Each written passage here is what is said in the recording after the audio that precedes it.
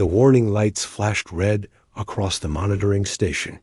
Senior Monitor Veltar stared at the screens with his 4 yellow eyes. Something was wrong. Very wrong. "Check the sensors again," he ordered his assistant. His voice carried the authority of someone who had watched the galaxy's borders for over 50 years. The assistant, a young Zephyrian with nervous hands, ran the scan 3 more times. Each time, the result stayed the same. "Sir, there is definitely a ship in the Nexus Void. It's moving deeper into restricted space." Veltar felt his stomach drop. No one had entered the Nexus Void for 300 years. The galactic powers had all agreed to keep that area of space empty. It was Forbidden's territory for good reasons that even he didn't fully understand. "What kind of ship?" Veltar asked, leaning closer to the display. "Unknown design, sir. The computer can't match it to any ship in our database. It's about the size of a heavy cruiser, but the energy signature is strange." Far away in the darkness of space, Captain Jake Morrison stood on the bridge of the UHS Liberty. He was a tall man with gray hair and calm blue eyes. He had been in command of the Liberty for 5 years, and his crew trusted him completely. "Captain, we're now entering the region where Earth detected those energy readings," reported Lieutenant Amy Foster from her tactical station. She was young but skilled, with short brown hair and sharp green eyes that missed nothing. Jake nodded. "Keep all sensors active. I want to know about anything unusual." The Liberty moved through space like a silent giant. It was one of Earth's newest heavy cruisers, built with the best technology humanity had developed. The ship was nearly 800 meters long, with thick armor and powerful weapons. But Jake hoped they wouldn't need to fight anyone today. "Sir?" called Lieutenant Lisa Park from communications. She had long black hair tied back in a neat ponytail. "I'm picking up some strange signals. They're very faint, but they seem to be coming from deeper in this region." "What kind of signals?" Jake asked. "I'm not sure, Captain. They don't match any known communication patterns. It's almost like someone left a message, and it's been repeating for a very long time." In the engine room, Commander Ryan Blake wiped sweat from his forehead. He was a big man with strong hands who understood machines better than most people understood other people. Something about this region of space was making the Liberty's quantum drive behave strangely. "The drive is running fine," he told his assistant engineer, "but it's like it wants to go faster. I've never seen readings like this before." Back on the monitoring station, Veltar was making urgent calls to his superiors. Within minutes, he was connected to fleet commanders from 3 different alien civilizations. "This is impossible," said Commander Zekthal of the Corvin Hegemony. His people were tall and thin, with silver skin and large black eyes. "No one would dare enter the Nexus Void. Are you sure your sensors are working?" "My sensors are perfect," Veltar replied coldly. "There is definitely an unknown ship in restricted space." Admiral Kinsta of the Stellar Confederation appeared. On another screen, her people looked almost human, but with blue skin and white hair.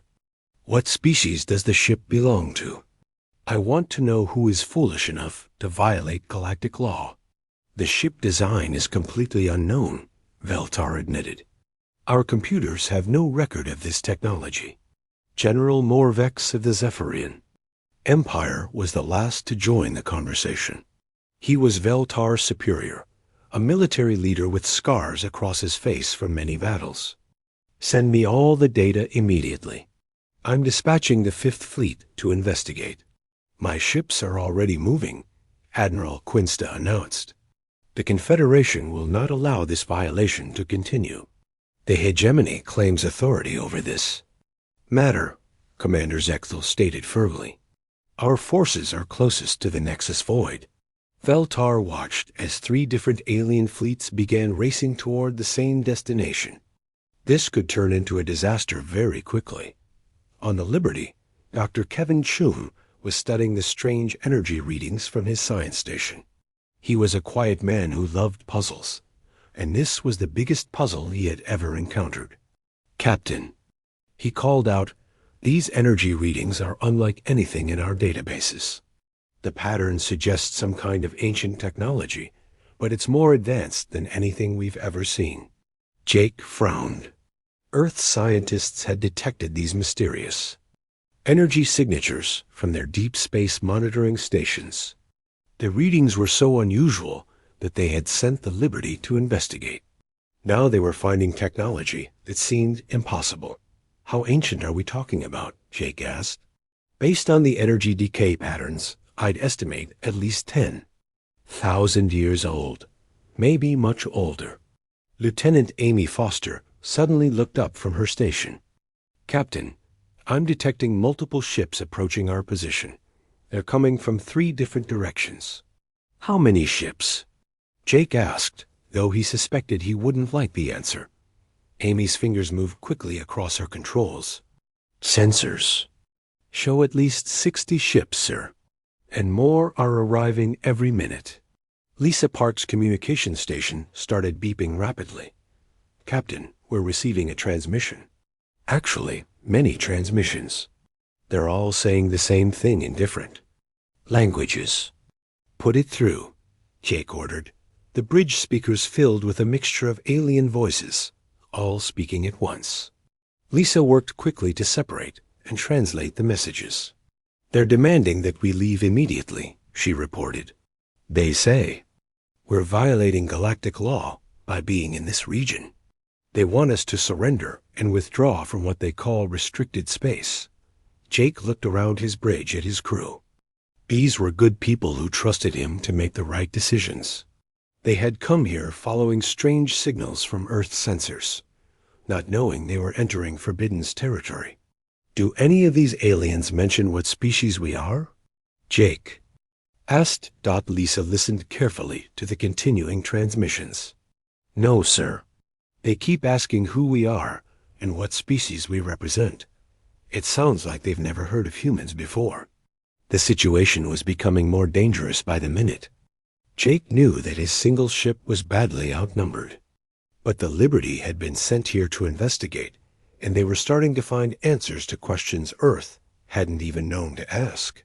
"Sir," Amy reported, "long-range sensors now show over 100 alien ships surrounding our position. They're maintaining their distance, but they have weapons powered."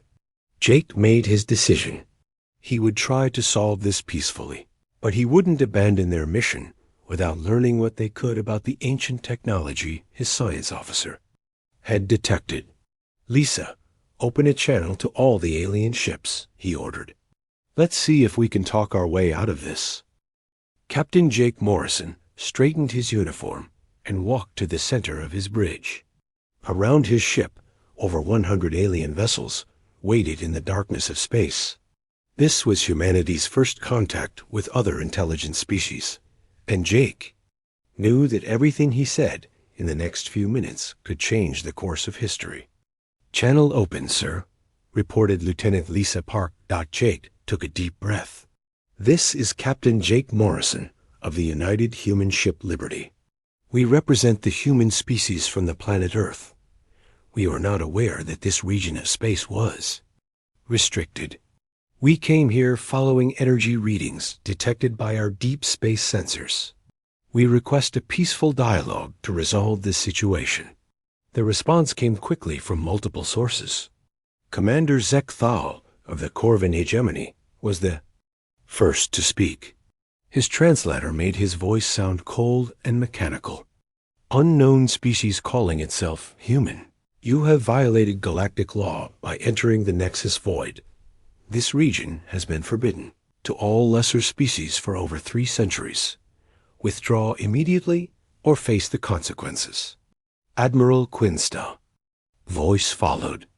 "We have never heard of your species or your planet Earth. How did you acquire the technology to reach this region of space? What civilization gave you these ships?" General Morvex spoke last, his tone more threatening than the others. Surrender your vessel for inspection. We must determine if you represent a threat to galactic security. Jake listened carefully, too. Each demand. These aliens seemed surprised that humans existed at all. They also appeared to believe that humanity couldn't have developed space travel on their own. We developed our technology independently, Jake replied calmly. Humanity has been exploring space for several decades. We mean no harm to any civilization. We're simply investigating unusual energy signatures that our scientists detected. The alien commanders began arguing among themselves on an open channel. Jake could hear their heated discussion through his communication system. This is impossible, Admiral Quinsta insisted. No species develops faster than light travel without guidance from an established civilization. They must be lying. Their ship design is completely unknown, Commander Zekthul added. The energy patterns don't match any technology in our databases. This could be some kind of deception, or they could be telling the truth, General Morvex said grimly, which would make them extremely dangerous. While the aliens argued, Dr. Kevin Chun was making disturbing discoveries at his science station. The energy readings that had brought them here were getting stronger. Something in this region was responding to the Liberty's presence. Captain, he called quietly, the ancient energy sources are becoming more active. It's as if our arrival has triggered something. Lieutenant Amy Foster was monitoring the alien fleets surrounding them. Sir, the alien ships are moving into attack formations. I think they're preparing to do something more than just talk. Commander Ryan Blake's voice came over the intercom from the engine room. Captain, something strange is happening with our quantum drive. It's resonating with energy sources in this region. The resonance is getting stronger. Jake processed this information quickly. Whatever had drawn them here was reacting to their presence. The aliens seemed both confused and frightened by humanity's unexpected appearance in their forbidden space. Dr. Chun, Jake said, what exactly are these energy sources? Can you get more detailed readings? Kevin's fingers danced across his instruments. Sir, I'm detecting what appears to be artificial structures deeper in the Nexus Void. They're ancient, but they're definitely not natural formations. The energy pattern suggests some kind of advanced technology. How advanced? Jake asked. More advanced than anything we've ever encountered, sir. More advanced than anything these alien civilizations seem to possess either. The alien arguments suddenly stopped. Commander Zekthul's voice cut through the silence. Human vessel, our sensors detect that you are activating unknown systems. Explain your actions immediately. Jake frowned. We're not activating anything. We're simply running normal scans of the area. That's not possible, Admiral Quinsta responded sharply. Our instruments show energy spikes throughout the Nexus Void. Something is powering up in response to your presence. General Morvex. Tone became more aggressive. You will shut down all systems and prepare to be boarded. This situation has become too dangerous to allow you to continue. Amy Foster suddenly looked up from her tactical station with alarm. Captain, one of the Corvin ships is powering weapons. They're targeting our engines. Jake had to make a quick decision. The aliens were clearly frightened by whatever was happening in response to the Liberty's presence. But Jake couldn't shut down his ship's systems while surrounded by hostile forces. All hands, prepare for possible combat, he announced over the ship's intercom. This is not a drill. The Corvin patrol ship fired its ion cannon at the Liberties. Engines. The blue energy beam struck the human ship's shields with tremendous force. But instead of disabling the Liberty, something unexpected happened. The ship's adaptive shielding, one of humanity's newest technologies, absorbed the energy from the ion blast. Then, in a process that surprised even the Liberty's crew, the shields redirected the energy back into space. The redirected beam struck two nearby alien vessels, disabling their power systems completely. What just happened? Jake demanded, Commander Blake's voice came from the engine room, filled with amazement. Sir, our shields didn't just deflect that attack. They absorbed the energy and used it to strengthen themselves. I've never seen anything like it. The alien fleets fell into stunned silence. Admiral Kunste was the first to speak. How did you do that? Our sensors show that you somehow amplified and redirected a military-grade ion cannon blast. We're not entirely sure ourselves, Jake admitted honestly. Our defensive systems seem to be interacting with the energy sources in this region. Dr. Chun called out excitedly from his station. Captain, I'm getting much clearer readings now. The ancient structures are definitely responding to our presence. They're not just ruins, sir. They're still active. Active how? Jake asked. They're sending out scanning beams toward our ship. It's like they're trying to identify us. General. Morvex's voice carried a new tone of worry. This confirms our worst fears. The Nexus Void was restricted for good reasons. Whatever sleeps in that region must not be awakened. Commander Zekthul agreed. The ancient warnings spoke of powers that could destroy entire civilizations. We cannot allow this unknown species to activate technologies they don't understand. Jake realized that the situation was spiraling beyond his control. The aliens were convinced that humanity posed some kind of ancient threat. The mysterious technology in the region was responding to his ship in ways that no one understood. And now his own ship's systems were behaving in impossible ways.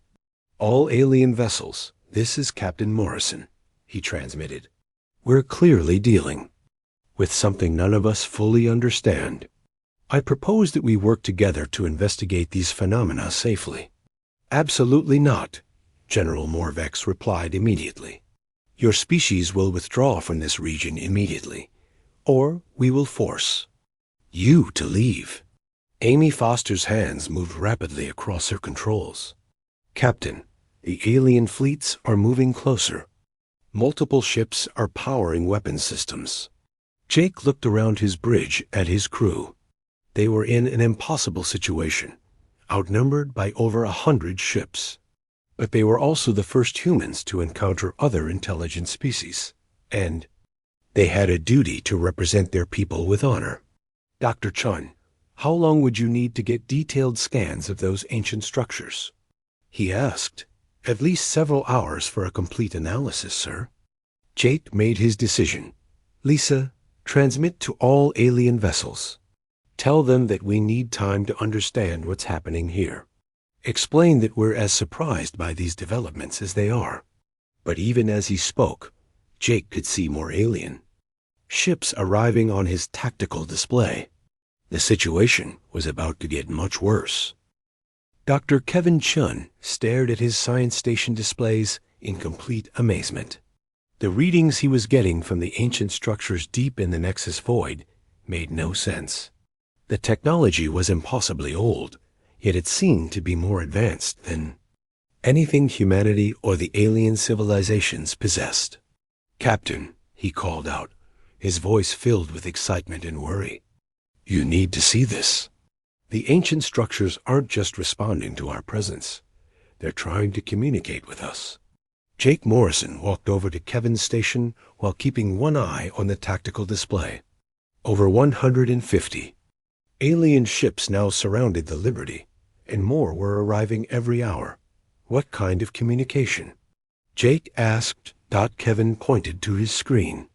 The structures are sending out organized energy pulses in mathematical patterns. Prime numbers, geometric sequences, even what looks like star charts. But here's the strange part, sir.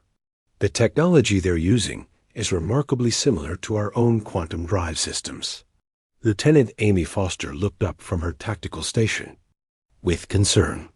Captain, the alien fleets are getting more nervous. They keep sending messages demanding that we leave immediately. What exactly are they afraid of? Jake wondered aloud. His question was answered when Admiral Kunste's voice came over the communication system. Her tone was filled with ancient fear. Unknown human vessel. you must understand the danger you are creating. The Nexus Void was sealed because of warnings left by a civilization that vanished long ago. They spoke of technologies that could reshape reality itself. No one knows what happened to them, but their final messages warned that their knowledge must never be disturbed. Commander Zechthel added his own concerns. Our oldest records speak of the first Shapers, a civilization that existed before any of our species developed space travel. They left ruins throughout the galaxy, but most were destroyed or sealed away. The Nexus Void contains their largest remaining complex. Jake felt a chill run down his spine. Dr. Chun, are you saying that our technology is somehow connected to this ancient civilization? Before Kevin could answer, the ship's lights flickered. Commander Ryan Blake's voice came over the intercom from the engine room. Captain, our quantum drive is resonating more strongly with something in this region. The resonance is so powerful that it's affecting our entire ship. I recommend we investigate the source before our systems are damaged. Jake made a decision that would change everything. Prepare an away team. We need to get close to those ancient structures and find out what's happening. Amy Foster immediately objected. Sir, that's extremely dangerous. We don't know what those structures might do to an away team. We also don't know what they might do to our ship if we stay here without understanding them, Jake replied. Amy, you'll lead the away team. Take Sergeant Mike Torres and Dr. Laura White with you. Sergeant Mike Torres was the Liberty's senior Marine, a tough man with steady nerves who had served in Earth's military for 15 years. Dr. Laura White was the ship's xenobiologist, a brilliant scientist who specialized in studying alien life. Forms and technologies. As the away team prepared to leave, General Morvex sent another threatening message. Human vessel, if you send personnel to the ancient structures, we will consider it an act of aggression against galactic security. You will be fired upon. Jake responded calmly. General, we're trying to understand why our ship is affecting these structures. If we can figure out what's happening, we might be able to stop it safely. The only safe action is immediate withdrawal, General Morvex insisted, but Jake had already made his choice. The away team launched in a small shuttle toward the nearest ancient structure, which appeared to be some kind of massive crystalline complex floating in space. As the shuttle approached the structure, amazing things began to happen. Lights that had been dark for thousands of years started glowing. Sections of the complex that had been closed began opening. Most incredible of all, the structure seemed to recognize the approaching humans. This is incredible, Dr. Laura White reported over the communication link. The structure is responding to our presence in ways that suggest it was designed to interact with humans specifically. Amy Foster piloted the shuttle through an opening that appeared in the structure's surface.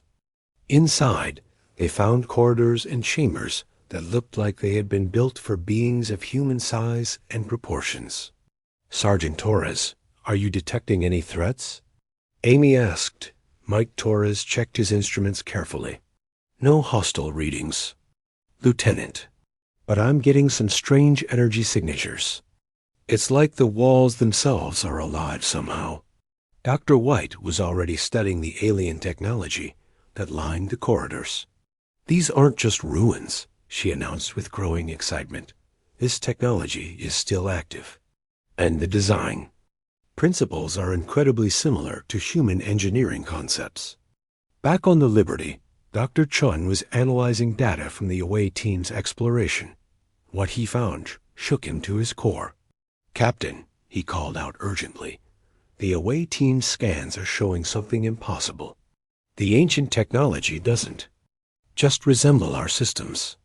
It appears to be based on the same fundamental principles that human scientists discovered independently. What are you saying? Jake asked. I'm saying that either this is the most incredible coincidence in history, or there's a connection between humanity and this ancient civilization that we never knew existed. The alien fleets watching the Liberty were becoming increasingly agitated. The ancient structures throughout the Nexus Void were coming alive as the human away team explored deeper into the complex. Commander Zekthal sent an urgent transmission. Human vessel, your people have activated technologies that have been dormant for millennia. Energy readings throughout the Forbidden Zone are spiking to dangerous levels. Admiral Kinsta added her own warning. Ancient defensive systems are powering up. We're detecting weapon signatures that dwarf anything in our current arsenals. But the most disturbing discovery came from the away team itself. Dr. White found a chamber filled with holographic displays that activated when she approached them. Lieutenant Foster, she called out in amazement, you need to see this. These displays are showing star charts, but they include Earth's solar system. They show Earth as it was thousands of years ago. Amy looked at the displays with growing unease. How is that possible? How could an ancient alien civilization have known about Earth? Mike Torres found something even more disturbing in an adjacent chamber. Lieutenant, there are symbols here that look familiar. They remind me of ancient human languages, but they're far older than any known human writing. The implications were staggering.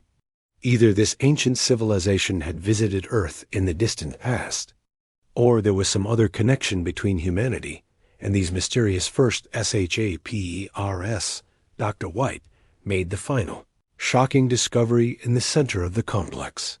A massive holographic projector activated when she entered the chamber, displaying a message in multiple languages.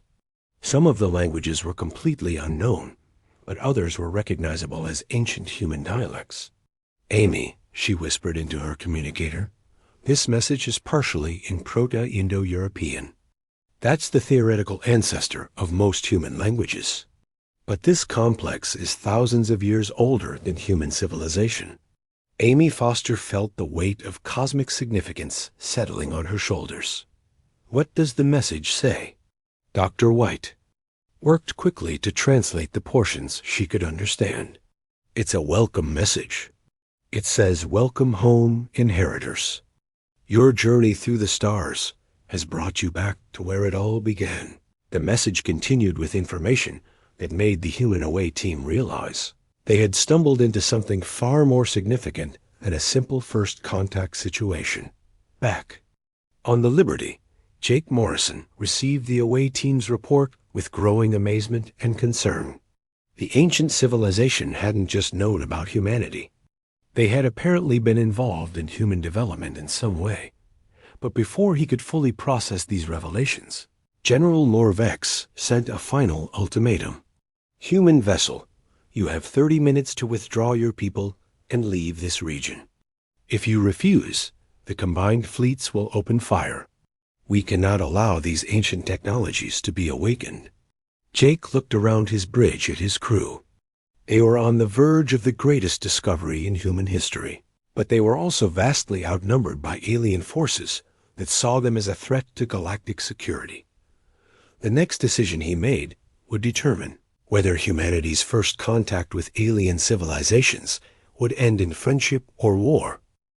The holographic message in the ancient chamber continued to unfold before Dr. Lara White and her team. As more of the alien text became clear, the true scope of what they had discovered became overwhelming. Lieutenant Foster, Dr. White called. Out, her voice shaking with excitement and fear. This message explains everything. The ancient civilization called themselves the First Shapers. According to this, they didn't just visit Earth thousands of years ago. They guided human development. Amy Foster moved closer to read the translations herself. Guided how? They planted the seeds of human technology and intelligence. They watched our species grow and develop, waiting for us to become advanced enough to find our way back here. Dr. White paused as she processed more of the message. Amy, they say that humanity was their greatest success. We developed exactly as they hoped we would. Sergeant Mike Torres was exploring another part of the chamber when he made his own disturbing discovery. Lieutenant, I've found something else. There are images here showing dozens of different planets. It looks like Earth wasn't the only world they influenced. The implications were staggering. The first shapers had apparently guided the development of multiple species throughout the galaxy. But according to the holographic records, most of their other projects had failed or been destroyed over time. Back on the Liberty, Captain Jake Morrison was dealing with increasingly desperate messages from the alien fleets. General Morvex had received new orders from the Zephyrian High Command, and his tone had become openly hostile. "Human vessel, you have 15 minutes to withdraw. My superiors have authorized the use of any force necessary to prevent the awakening." Of First Shaper technology, Admiral Kunsta added her own concerns. "Captain Morrison, our long-range sensors are detecting energy buildups throughout this entire region of space. Whatever your people have activated, it's spreading beyond the immediate area." Commander Ziegthel's message was more diplomatic, but equally urgent. "Captain, please understand our position. The First Shapers possess technology that could reshape matter at the atomic level. If such power falls into the wrong hands, it could threaten every civilization in the galaxy." Jake was torn between his duty to his crew and his responsibility to make peaceful contact with alien civilizations. But before he could respond, Dr. Kevin Shun made another shocking discovery. "Captain," Kevin called out from his science station, "the away team's exploration is triggering responses throughout our ship. Our quantum drive isn't just resonating with the ancient technology anymore. It's synchronizing with it." "What does that mean?" Jake asked. "It means our ship systems are being enhanced by First Shaper technology. Our computers are processing information faster than should be possible. Our engines are operating at efficiency levels that violate known physics. Even our weapon systems are showing capabilities they never had before." Commander Ryan Blake's voice came over the intercom from the engine room. "Captain, you need to know what's happening down here. Our quantum drive is interfacing directly with systems throughout the ship. I can understand how it's working, but I shouldn't be able to. It's like the technology is teaching me how to use it." Jake realized that his ship and crew were being changed by their contact with First Shaper technology. The question was whether these changes were beneficial or dangerous. His answer came from the away team. Dr. White had discovered the central truth about the First Shaper's plan. "Captain Morrison," she reported over the communication link, "the holographic records explain why our technology is so compatible with theirs. The First Shapers didn't just guide human development randomly. They specifically designed us to be their inheritors." "Inheritors of what?" Jake asked. "Everything, sir. Their technology, their knowledge, their responsibility to guide younger civilizations. According to these records, the First Shapers evolved beyond physical existence long ago. They became beings of pure energy and consciousness. But they needed someone to carry on their work in the physical universe." Amy Foster added her own observations. "Captain, the technology here isn't just responding to us. It's enhancing us. Sergeant Torres and I are thinking more clearly, reacting faster, understanding things we never studied before." Mike Torres confirmed the report. "Sir, I can operate weapon systems in this complex that I've never seen before. It's like the knowledge just appears in my mind when I need it." The alien fleets surrounding the Liberty were growing more desperate as they watched impossible energy. Readings spiked throughout the Nexus void. Ancient defense systems that had been dormant for millennia were coming online. Weapon platforms that dwarfed entire starships were powering up. General Morvex made his final attempt at diplomacy.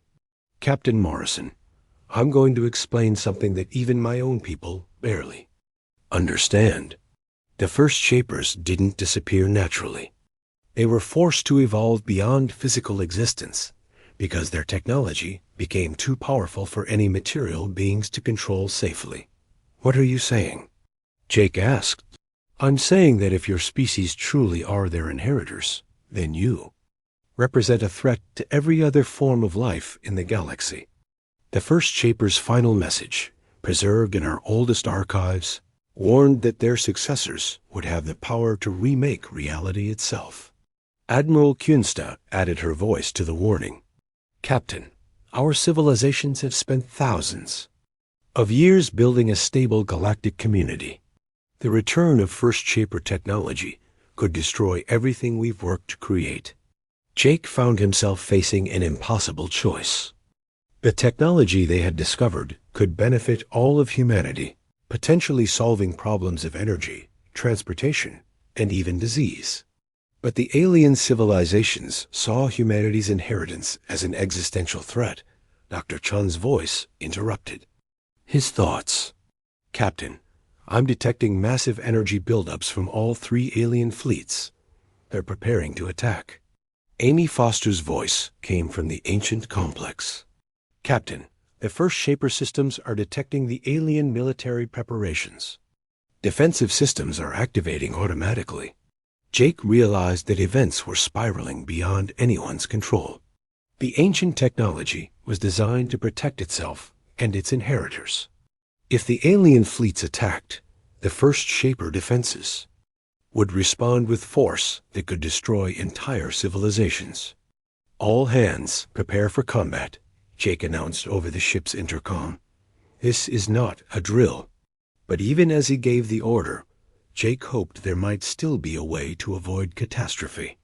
The Liberty was now enhanced by First Shaper technology. But Jake didn't want humanity's first contact with alien civilizations to end in violence. Commander Blake's voice came from the engine room. Captain, our systems are fully synchronized with First Shaper technology now. I don't think there's any going back.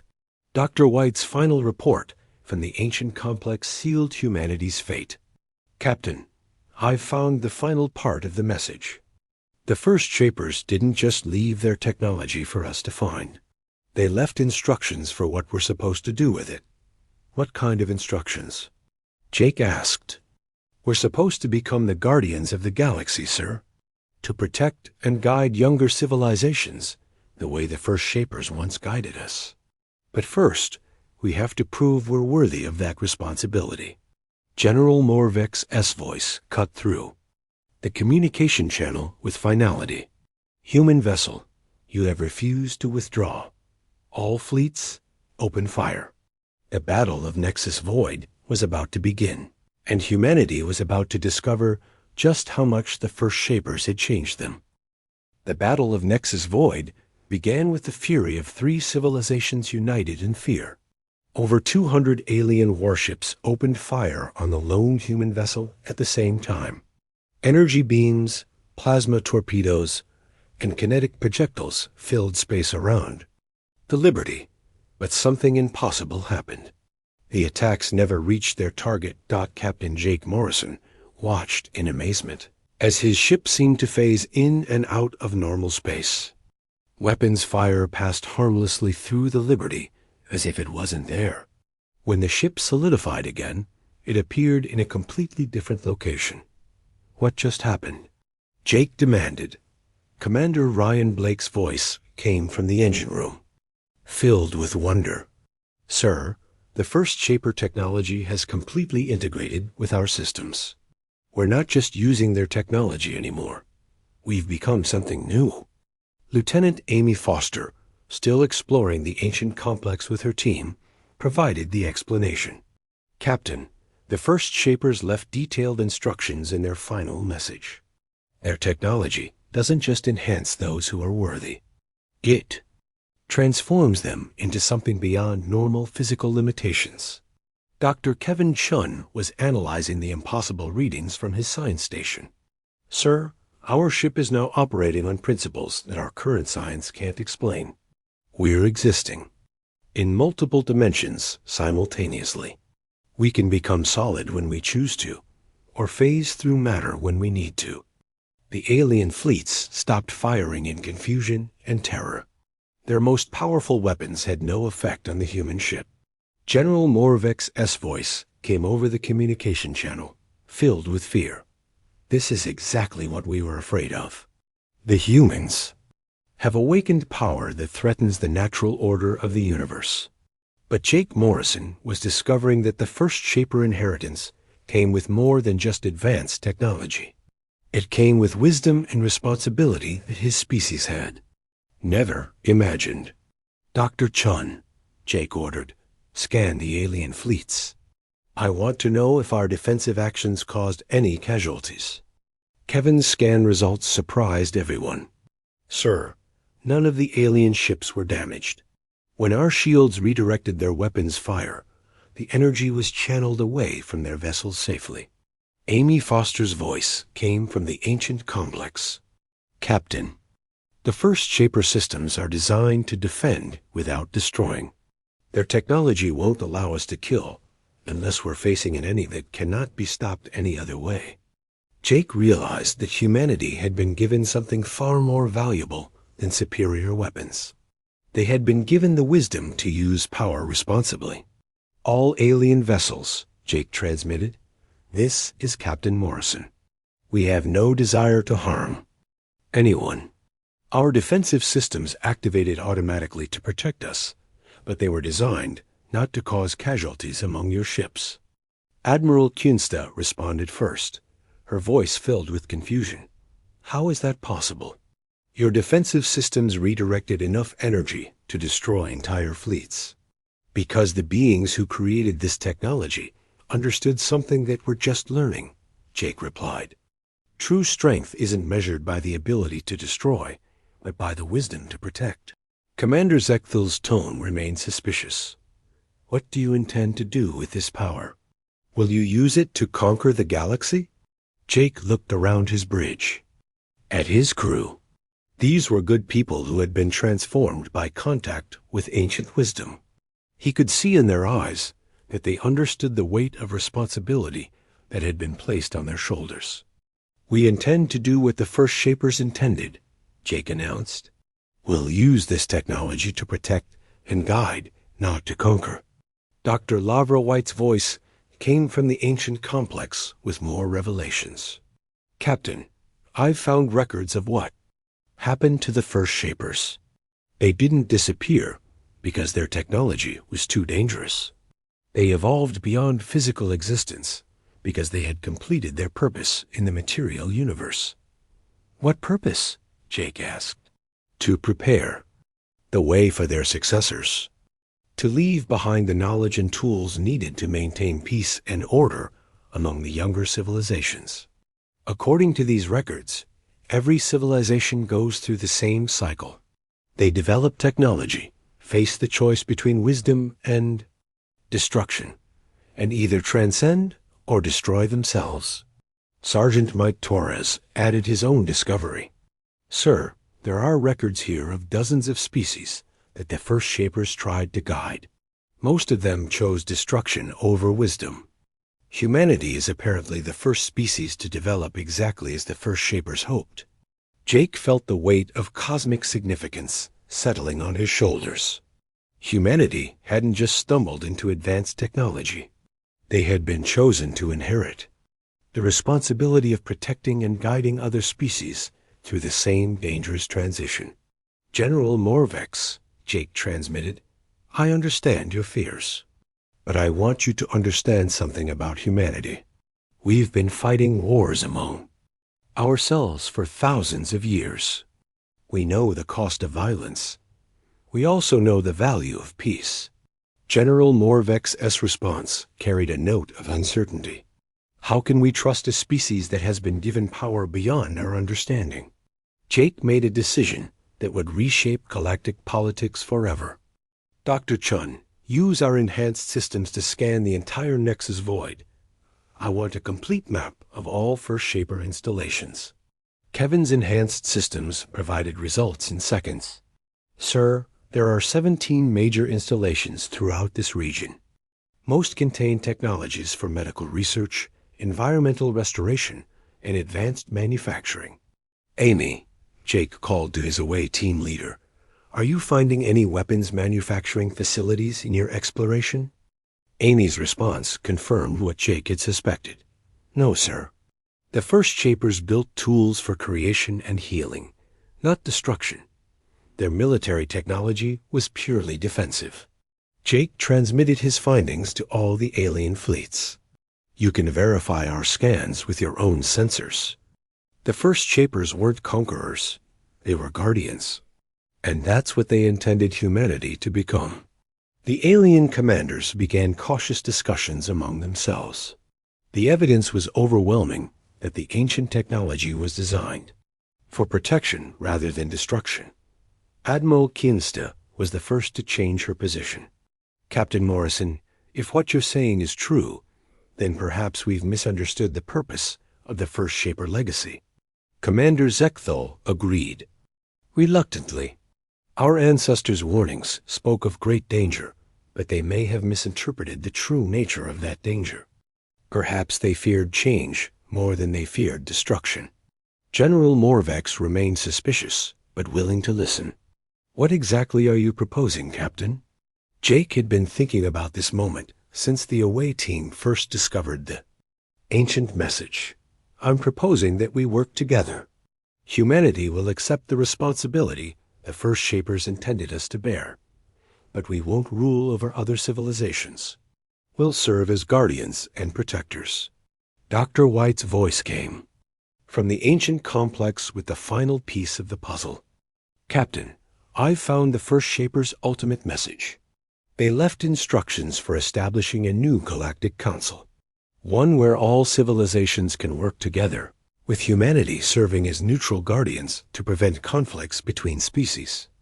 Smiled as he realized that humanity's first contact with alien civilizations was about to become the foundation for a new era of galactic cooperation. All alien vessels, he transmitted, I invite your governments to send representatives to discuss the establishment of a new galactic council. The Nexus Void will become humanity's first colony, but it will also serve as neutral territory, where all civilizations can meet in peace. 6 months later, Admiral Jake Morrison stood on the observation deck of Guardian Station, the first human settlement in the Nexus Void. Through the massive windows, he could see ships from dozens of different civilizations coming and going peacefully. The first Shapers had chosen well. Humanity had proven worthy of their inheritance by choosing to serve rather than rule. The galaxy would face many challenges in the years to come, but for the first time in thousands of years, all civilizations would face them together. The warning about the mysterious human warship entering restricted space had become the foundation story of a new galactic age. An age where humanity's greatest strength wasn't their inherited technology, but their wisdom to use power in service of peace.